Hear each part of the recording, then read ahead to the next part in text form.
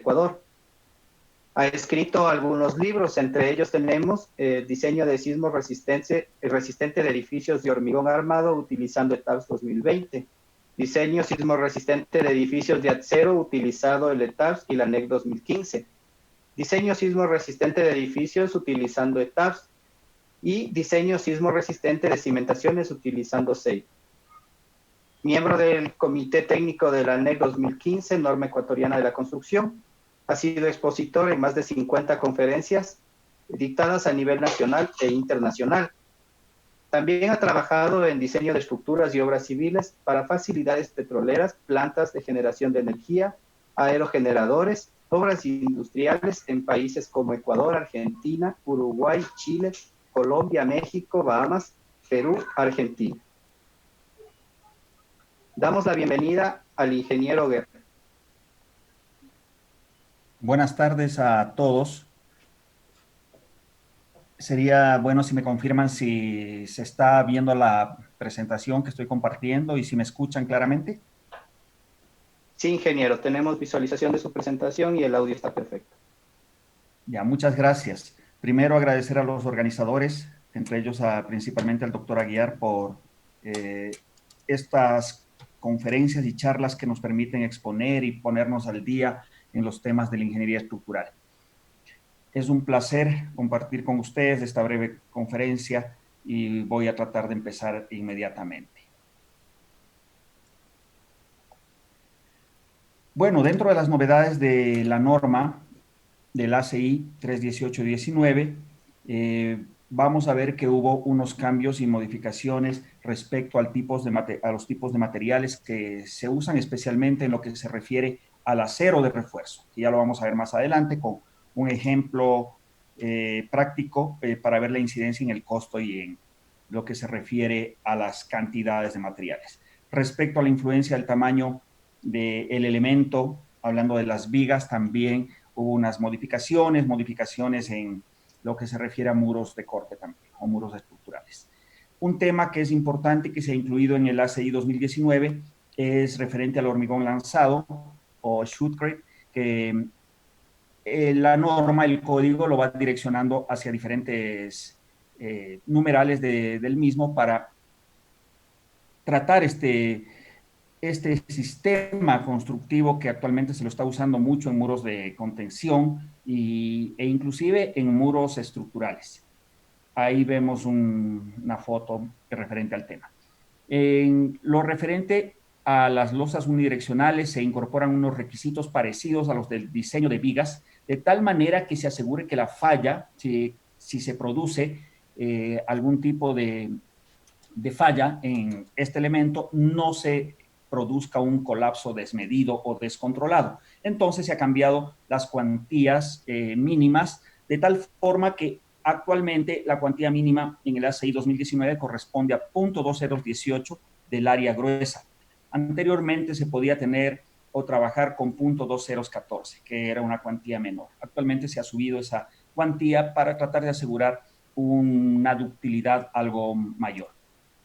Ahora, respecto a las losas en dos direcciones, se eliminan estos dos métodos que la mayoría de nosotros estudiamos en la universidad, el método del diseño directo y el método del pórtico equivalente, porque la norma, el ACI actualmente ya reconoce la presencia y la existencia del uso de las computadoras. Actualmente se puede modelar losas tan complejas como estas, con formas curvas, muchas irregularidades. Estos métodos que los teníamos acá dependían de ciertas características especiales. Simplemente ya estos métodos ya no van más, aunque se los podría utilizar, definitivamente se los puede usar, pero ya en la norma no están, en el ACI 2019 ya no están. Asimismo, en lo referente a las losas bidireccionales, se incluye un requisito que es muy importante y que tiene que ver con un, digamos, un requisito adicional en lo referente a la longitud del acero de refuerzo superior, el que toma momento negativo. Esto se da para losas de espesores importantes, por ejemplo, losas con vigas banda. porque adicionalmente en el año hasta el código del año 2014 solo había este requisito de 0,3 por la luz libre. Actualmente se incluye este requisito de 5D, porque normalmente con el requisito anterior esta varilla quedaba corta. Entonces, actualmente se ha incluido este requisito de 5 veces la altura efectiva de la losa, con lo cual el hierro sobrepasa la ubicación de la fisura, ya que esta fisura aproximadamente se da con un ángulo de 15 grados. En lo referente a los muros estructurales del capítulo 11, también ya se trata de hacer una unificación para tener un diseño, digamos, más consistente entre los muros de corte y estos muros que trabajan básicamente en el plano.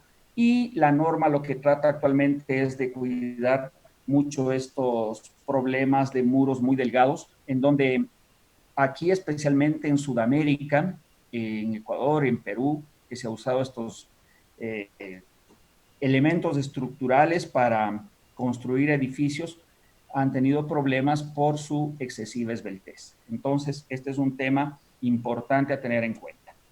También en lo que se refiere a los diafragmas de piso, se considera los tipos, la resistencia requerida, opciones de modelado, que están de acuerdo y conforme a la norma americana AC7 del 2016, los requerimientos de diseño, los refuerzos, límites y el detallamiento. Asimismo, se ve algunas de las irregularidades intrínsecas que se tiene en estos elementos diafragmas de piso, como elementos o diafragmas muy alargados, en donde se tiene una gran deformación en la parte media de la losa y que todos los libros y papers de ingeniería sismo resistente ya lo reconocían hace algún tiempo, pero que aquí en el país muchas veces no tomamos en cuenta y muchas de las escuelas y colegios están diseñados sin controlar y tener en cuenta que se trata realmente de una estructura irregular. En el capítulo 13 se tiene la revisión de cimentaciones aisladas, combinadas, y también se trata las cimentaciones profundas. Se incluyen estas provisiones conforme al AC7 y al IBC y se estudian los pilotes y los caissons de acuerdo al comité PSI. Se puede usar ya sea un diseño por esfuerzos admisibles o de última resistencia. Luego tenemos en el capítulo 17 que la norma incluye actualmente un nuevo anclaje de tornillo y también se trata estas espigas de cortante que ya se tenía en algunos códigos de Latinoamérica, por ejemplo en el código chileno. Este es el nuevo tornillo o anclaje de tornillo que presenta en el ACI y esta es la espiga de cortante que permite absorber mayores fuerzas cortantes, tratando de que los pernos básicamente trabajen a tracción.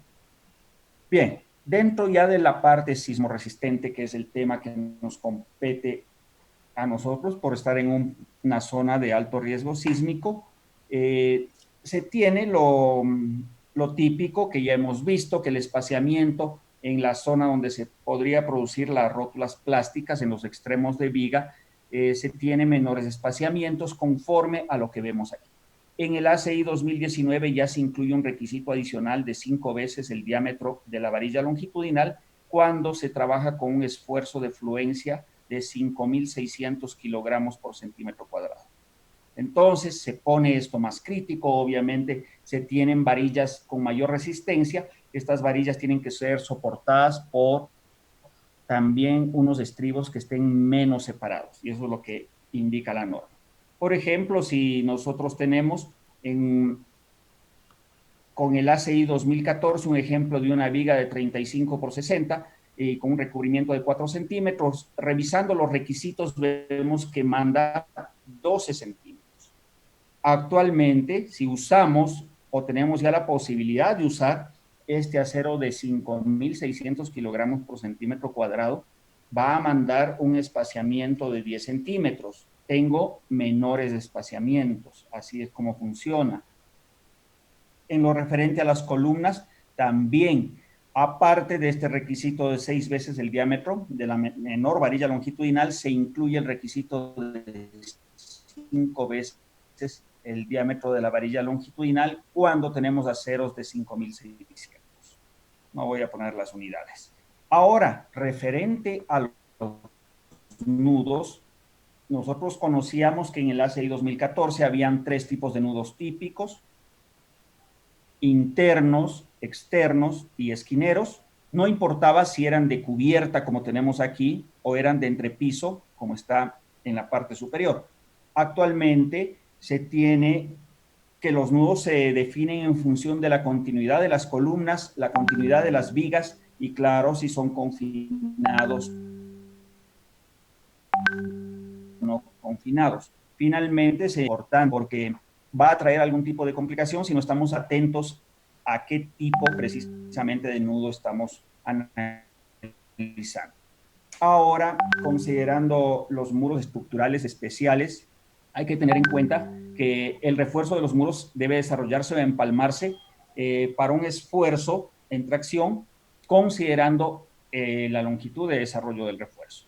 Y claro, hay una excepción, que en la parte superior del muro el refuerzo debe extenderse al menos, miren, 3,60 metros por encima del punto donde ya no es necesario resistir la flexión.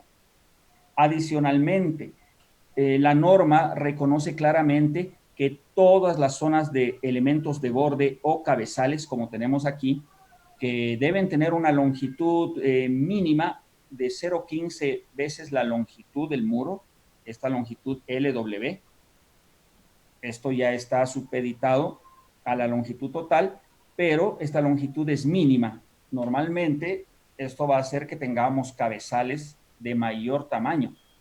Y adicionalmente nos dice que se deberá colocar una cuantía mínima de acero en los cabezales de 1,6 veces por la raíz de F'C. Claro, no se puede traslapar más del 50% de varillas en el mismo sitio. Y esto lo que trata de considerar o evitar es estos problemas que se dieron en el sismo de Chile del año 2010, en donde, a pesar de que la ingeniería chilena está bastante bien en esta cuestión del diseño sismo resistente, hubo algunos edificios donde, especialmente en los muros, como vemos aquí en el cabezal.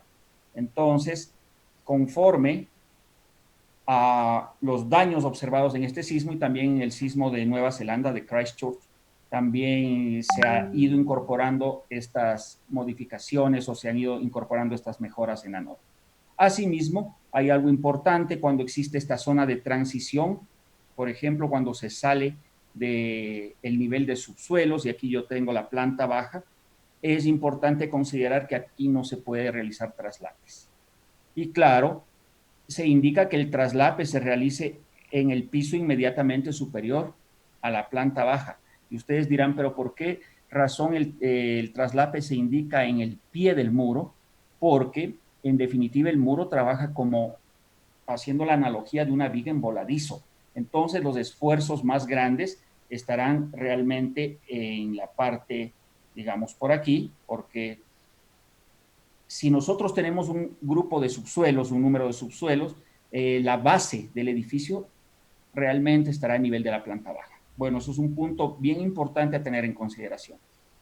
Ya vimos que no se permiten traslapes en estas zonas de los cabezales, y asimismo, en lo que se refiere al diseño de cortante, se deberá calcular considerando con esta ecuación que vemos aquí, en donde omega sub b considera la amplificación dinámica conforme a los modos de vibración superiores, estos modos que presentan un cabeceo o presentan algunas inversiones en los puntos de inflexión, en los modos de vibración, y este W sub B que corresponde a la sobreresistencia. Algo que vale la pena señalar es que el cortante puede llegar a ser teóricamente 3 veces el cortante del análisis. Por eso hay muchos problemas, porque normalmente nosotros confiamos ciegamente en el análisis estructural con cualquier software que se realice y no chequeamos estas regulaciones que la norma lo exige.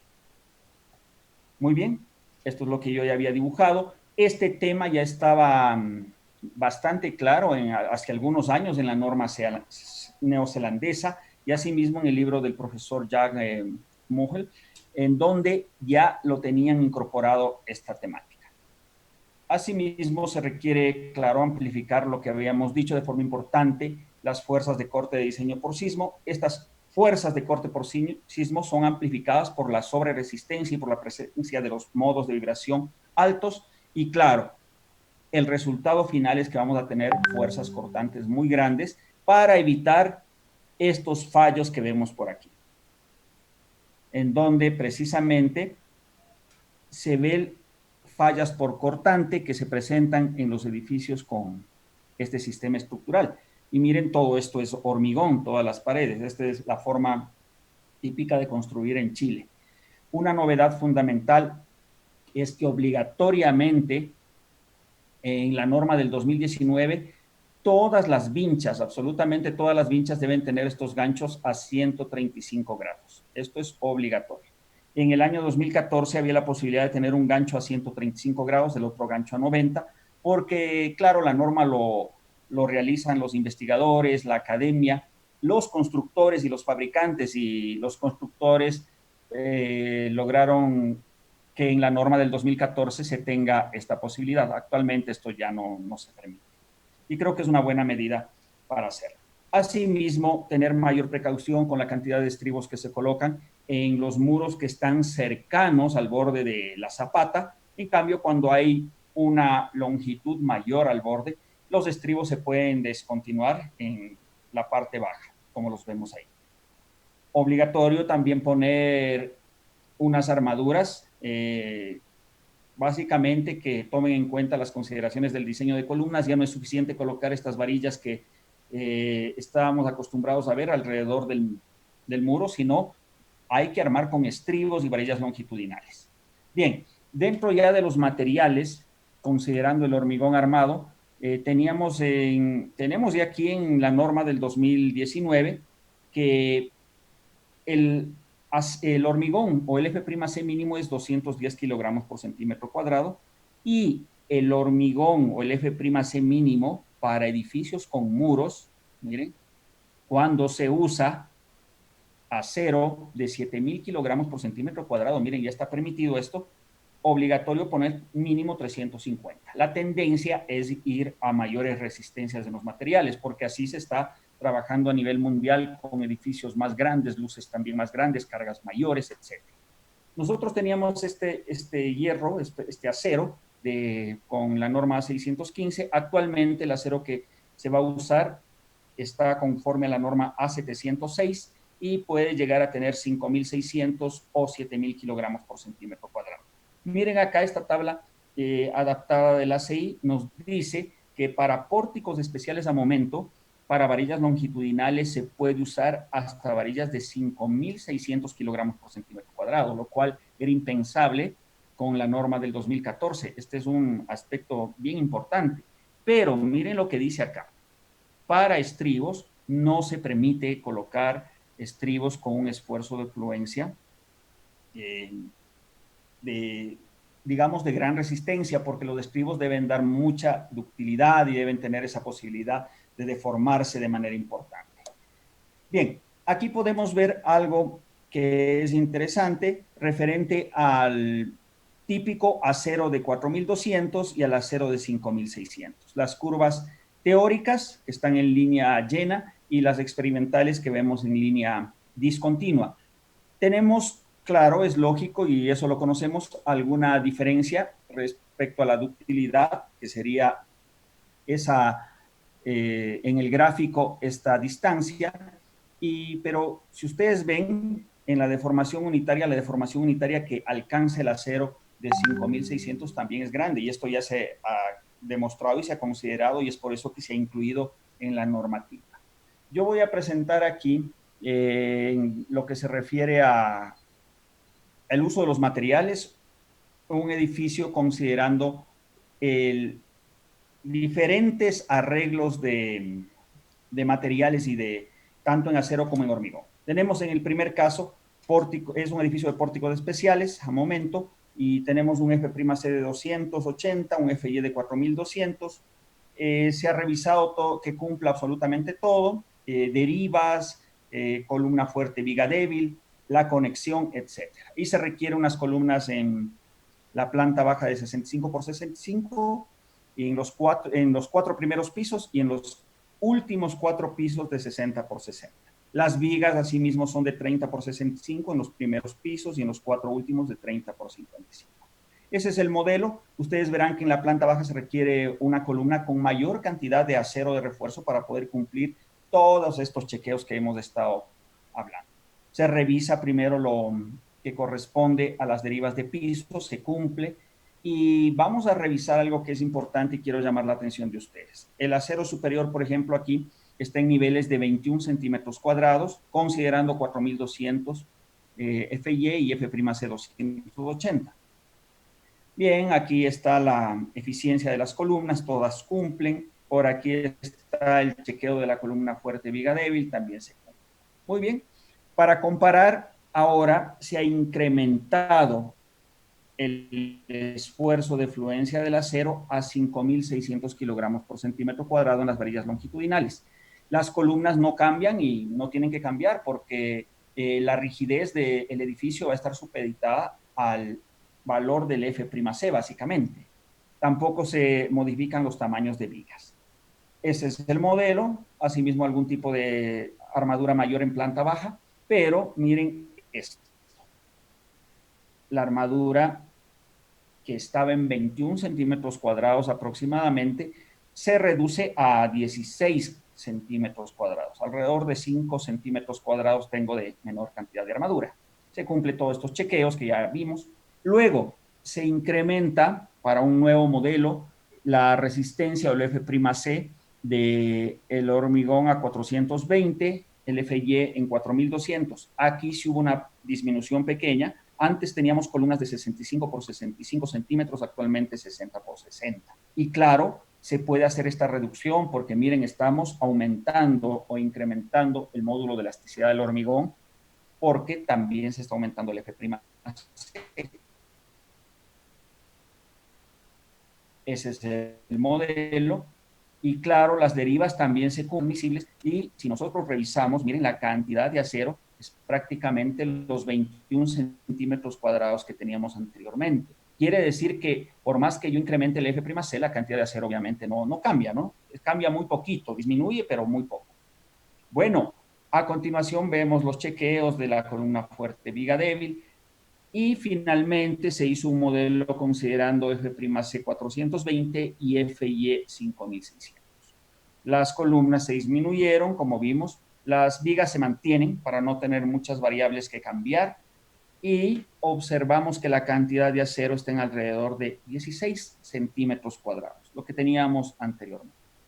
Bien, se hace un análisis o el cálculo de los diagramas de interacción, considerando la columna de 60 por 60 con 12 varillas de 20 milímetros, y podemos ver, por ejemplo, la curva en azul es la de F'C 280, y estas dos curvas de acá abajo son curvas que tienen un F, en este caso 280 con, permítanme, con 4200, la curva que está aquí en tomate 280 con 5600. Se produce un incremento importante de la resistencia siempre y cuando el F'C también se incremente. Miren eso, algo fundamental, estamos hablando de columnas, que son elementos no muy grandes realmente, ¿no? No estamos hablando de muros. Muy bien, y aquí se hizo un análisis económico, se hizo las consultas a una de las hormigoneras de aquí de Quito y se vio que los precios para un hormigón de 420 kilogramos por centímetro cuadrado es de 130 dólares, el de 280, 109 dólares. El material, obviamente. Hay una diferencia de costo de 21.53 dólares por metro cúbico. Haciendo el cálculo de los volúmenes de hormigón en columnas, considerando las diferentes resistencias, vemos que hay una menor cantidad de hormigón, como era lógico, considerando el F'C de 420. De 9.57 pasa a 7.47. Existe una diferencia, un ahorro, digámoslo, en volumen por columna de 2.11 metros cúbicos. Finalmente, el ahorro en dólares es de 1.136 dólares. O sea que si yo tengo hormigones de mayor resistencia, voy a tener realmente un ahorro. Esa es la tendencia, utilizar hormigones de mayor resistencia, mínimo 350 kilogramos por centímetro cuadrado. Eso es lo que hay que hacer ya en edificios, hablemos de 12, de 15 pisos. Ya la resistencia de 210, dejémoslo solo para las casas. Finalmente, esto está para el acero de refuerzo. Existe una disminución de acero de refuerzo entre el 36... El amigo del casero del Javi es el de aquí. Entre el 33, por ahí está un micrófono abierto, entre el 33 y el 36% de disminución de acero de refuerzo longitudinal. Hay que tener en cuenta que el acero de refuerzo transversal se va a incrementar, entonces hay que cuantificar todo. Ya vamos a hacer vamos a comentar al respecto. Con respecto al costo del acero, el acero de 4.200 cuesta $1 con un centavo el kilogramo. El de 5.600 no se fabrica todavía aquí en Ecuador, pero he consultado lo que cuesta en otros países y está en 1.06 dólares el kilogramo. Hay una diferencia de 5 centavos de dólar por kilogramo.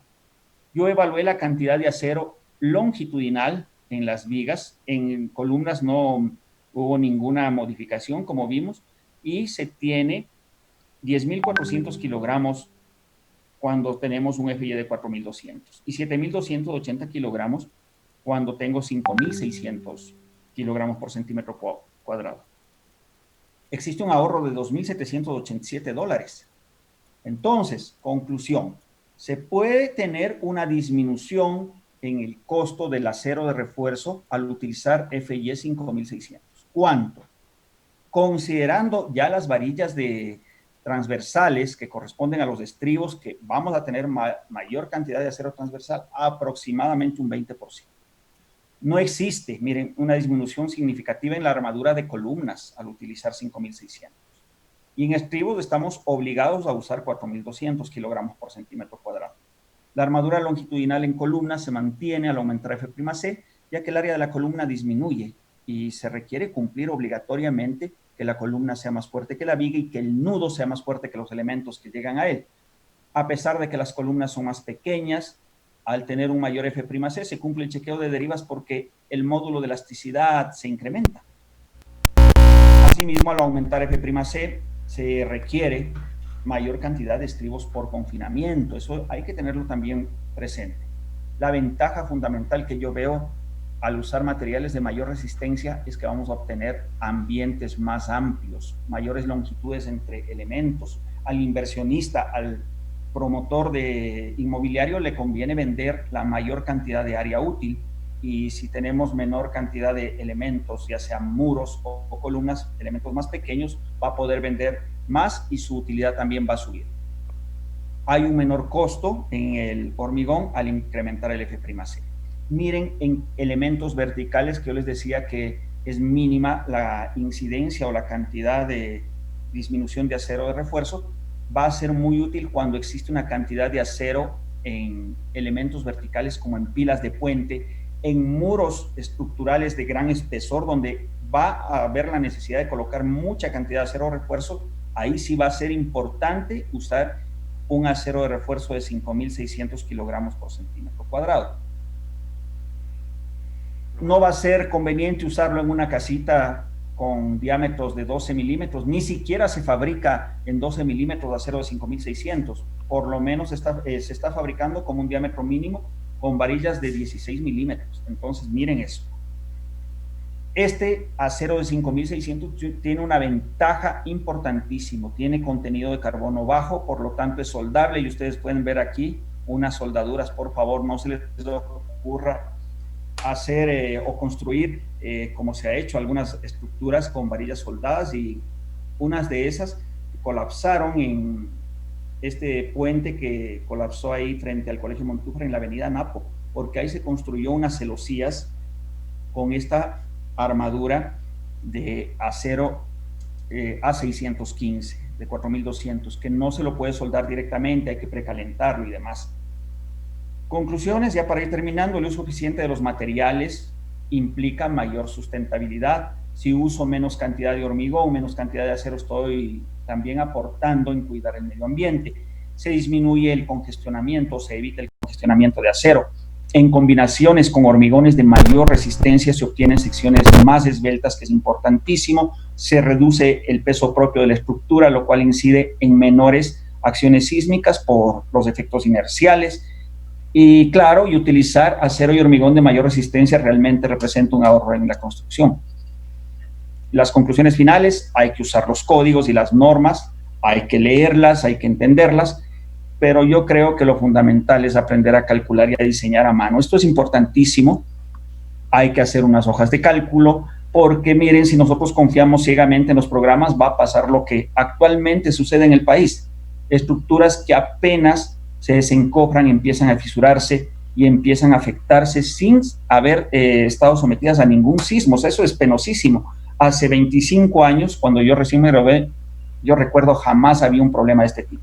Actualmente se dan estos inconvenientes y he tenido la posibilidad de revisar bastante de estructuras afectadas solo por peso propio.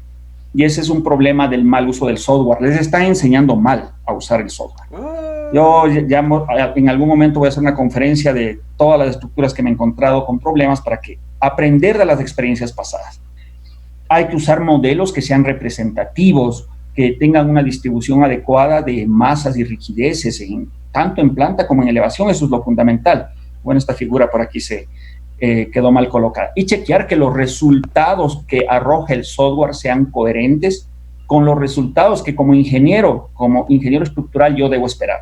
Si yo solamente espero que el software me dé calculando todo, y como ahora el software hace hasta planos, vamos a tener serios problemas si no tenemos el concepto estructural claro. Hay que realizar planos adecuados, entendibles, y que las memorias de cálculo también sean fácilmente revisables. Muchas gracias por la atención. Aquí están mis contactos en las redes sociales. Ahí me pueden seguir en Facebook, en Marcelo Guerra Avendaño, en Proyectos de Estructurales, o en Twitter o Instagram. Y siempre a la orden, cualquier inquietud me pueden escribir por ahí, por mis emails.